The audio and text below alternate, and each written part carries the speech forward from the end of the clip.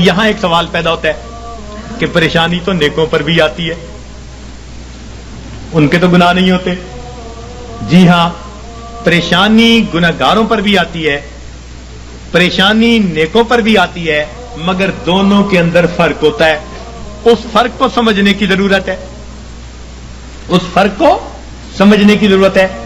نیکوں پر اللہ تعالیٰ اس لیے پریشانیوں کو بھیجتے ہیں کہ ان کو بعض وہ درجات دینا چاہتے ہیں جو اپنی محنت سے وہ حاصل نہ کر سکے۔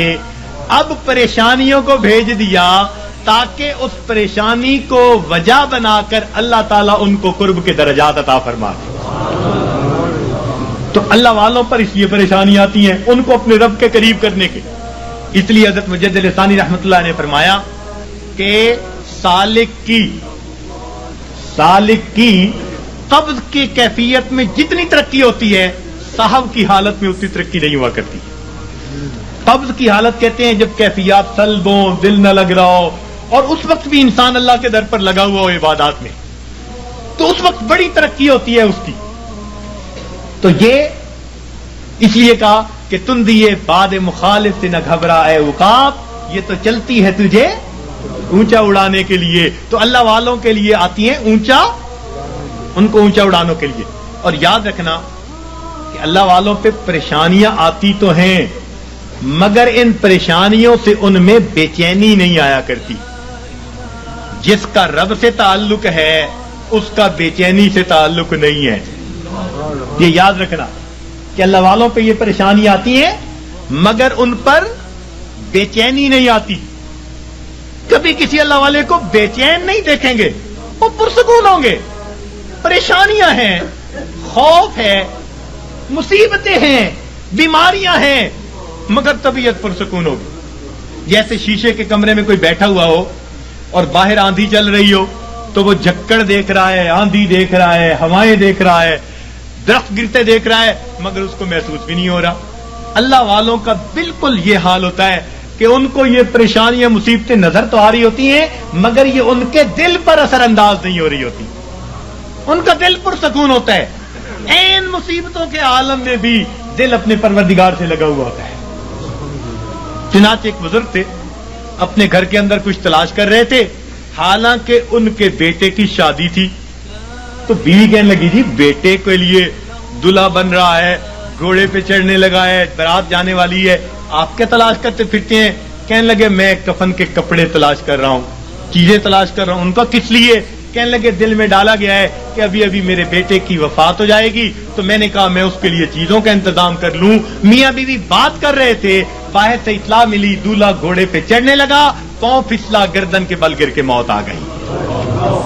یہ ہوتا ہے دنیا دولہا بنا رہی ہے اور ان کے دل میں الہام ہوا موت آنی ہے تو گھر میں تیاریاں کر رہے ہیں۔ سرے تسلیم خم ہے جو مزاج یار میں آئے، اپنے رب پہ راضی ہیں، سبحان اللہ۔ تو اس لیے اللہ والوں پہ بھی یہ تکلیفیں آتی ہیں مگر ان کے دل کو بے چین نہیں کرتی، پریشان نہیں کرتی، ان کے دل پرسکون ہوتے ہیں۔ ہاں ان کے رجوع اللہ میں اور زیادہ جو ہے ترقی ہو جاتی ہے، اور یہ گناہوں کا وبال بن کے بھی آتی ہیں گناہگاروں پر۔ اور اس کی پہچان کیا ہوتی ہے کہ دل پریشان ہوتا ہے۔ تین باتیں یاد رکھیے، تین باتیں یاد رکھیے کہ جب کسی انسان پر کوئی مصیبت آئے اور اس کھانے کے لیے بھیجی گئی ہے تو پریشانیاں تو آتی ہیں۔ اس دنیا میں کون ہے جو پریشان نہیں ہے؟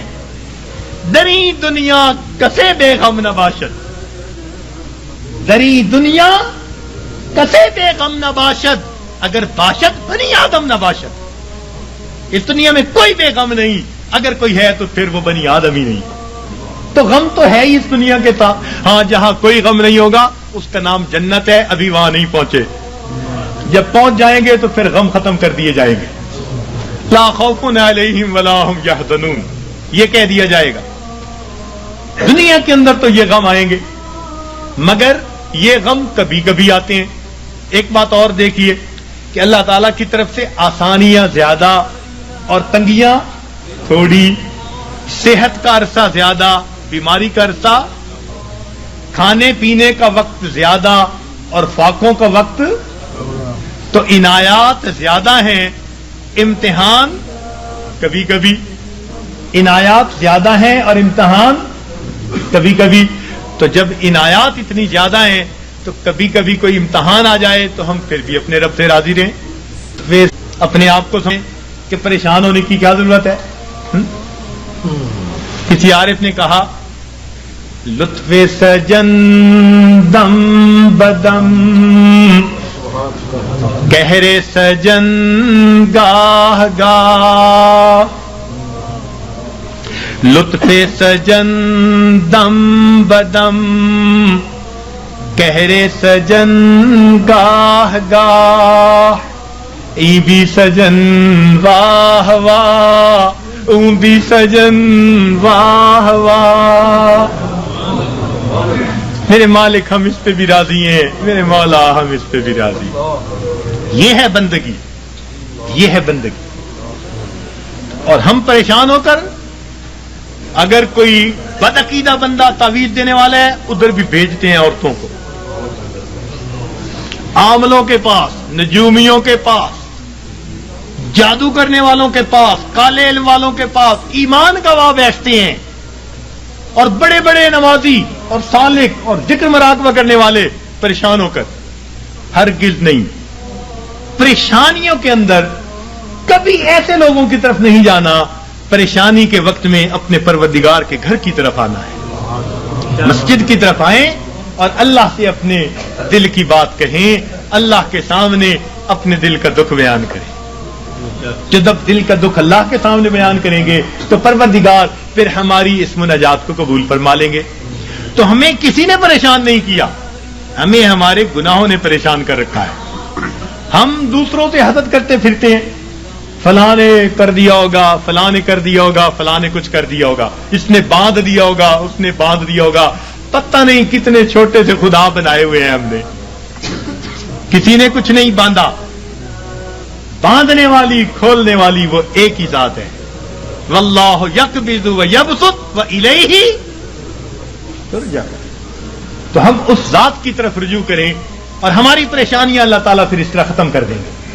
تو مصیبتیں آتی ہیں، مگر مصیبتیں پریشانیاں اکثر اوقات گناہوں کے سبب سے آتی ہیں. اس وجہ سے انسان مایوس بن جاتا ہے، اعمال چھوٹ جاتے ہیں، انسان ذکر و سلوک میں پیچھے رہ جاتا ہے. اللہ والوں پر جو پریشانی آتی ہیں وہ درجات کو بڑھانے کے لیے آتی ہیں. اب یہ ایک بنیادی بات سمجھنے کے بعد یہ بات ذہن میں رکھیے کہ جب کسی بندے کو جگایا جائے اور وہ پھر بھی نہ جاگے تو پھر غصہ آتا ہے. گھر میں بھی ماں بچے کو جگائے، باپ بیٹے کو جگائے اور وہ نہ جاگے تو غصہ آتا ہے. جب اللہ تعالیٰ بندوں پر پریشانیاں بھیجتے ہیں اور وہ پھر نہیں جاگتے، یہ اللہ تعالیٰ کے غصے کا سبب بنتا ہے. اور پھر اللہ تعالیٰ اس کو دنیا کے اندر عبرت بناتے ہیں. فرماتے ہیں اولا یرون انہم یفتنون فی کل عام مرۃ او مرتین ثم لا یتوبون ولا هم یذکرون. کیا یہ نہیں دیکھتے ہر سال میں ایک دفعہ یا دو دفعہ ان پر مصیبتیں بھیجی جاتی ہیں، پھر بھی توبہ نہیں کرتے، پھر بھی نصیحت نہیں حاصل کرتے. تو جب انسان جگانے کے باوجود نہیں جاگتا تو پھر اللہ تعالیٰ اپنے عذاب کا کوڑا بھیجتے ہیں. جب انسان گناہوں میں گھر جاتا ہے پھر اللہ تعالیٰ اس پر ہاتھ ڈالتے ہیں، پھر اس کو جہنم کی آگ میں بھیجتے ہیں. اس لیے فرمایا بلا من کسب سیئۃ، کیوں نہیں جس نے گناہ کیا، وَأَحَاطَتْ بِهِ خَطِیئَتُهُ، اور اس کی گناہوں نے اس کا احاطہ کر لیا، فَأُولَٰئِکَ أَصْحَابُ النَّارِ هُمْ فِیہَا خَالِدُونَ. یہ ہیں آگ میں بھیجے جانے والے، ڈالے جانے والے، جو ہمیشہ ہمیشہ وہاں رہیں گے کہ گناہوں نے اس کا احاطہ کر لیا. تو کبھی کبھی گناہ بندے کو گھیر لیتے ہیں. جھوٹ کی زندگی، جھوٹ کی زندگی. اب غلط تعلق ہے کہیں، بندے بندے کے سامنے جھوٹ بول رہا ہے، پردے ڈالتا پھر رہا ہے، اس کے سامنے جھوٹ، اس کے سامنے جھوٹ، اس کے سامنے جھوٹ. حدیث پاک کا مفہوم کہ بندہ جھوٹ بولتے بولتے اتنا جھوٹ بولتا ہے اللہ تعالیٰ فرشتوں کے ذریعے نام اعمال میں کذاب لکھوا دیتے ہیں، جھوٹوں کے دفتر میں نام لکھا جاتا. چھپاتے پھرتے ہیں بندوں سے، پروردگار سے تھوڑا چھپا سکیں گے ان باتوں کو؟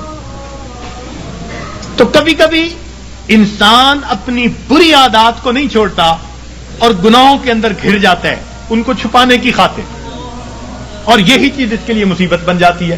پھر ذکر میں ترقی کیسی، سلوک میں آگے بڑھنا کیسا؟ اب کبھی کبھی اوراد وظائف کر رہے ہیں، ساتھ کبیرہ کبھی مرتکب ہو رہے ہیں۔ یہ تو ایسا ہی ہوا جیسے گولیاں بھی کھا رہے ہیں اور ساتھ ساتھ زکام کے ہوتے ہوئے برف والا پانی بھی پیتے پھر رہے ہیں، تو زکام کیسے دور ہوگا؟ اسی لیے ذکر و سلوک میں آنے کے لیے پہلا قدم یہ ہے کہ انسان اپنے گناہوں سے سچی توبہ کر لے۔ یہ پہلا قدم ہے، یہ پہلا قدم ہم اٹھا لیں، پھر دیکھیے یہ تھوڑی دیر کا مراقبہ ہمارے لیے معلوم نہیں کتنی برکتوں کا باعث بن جائے گا۔ ہم جو کہتے ہیں نا ہوتا کچھ نہیں، ہمارے مشائخ بڑی اللہ، ان حضرات نے اپنے مشائخ جن کی خدمت میں ہم نے اپنا وقت گزارا، ہم نے ان کی توجہات کو دیکھا، میرے دوستوں، میرے مہربانوں، ہمیں تو جو ملا اپنے مشائخ کی توجہ سے ملا۔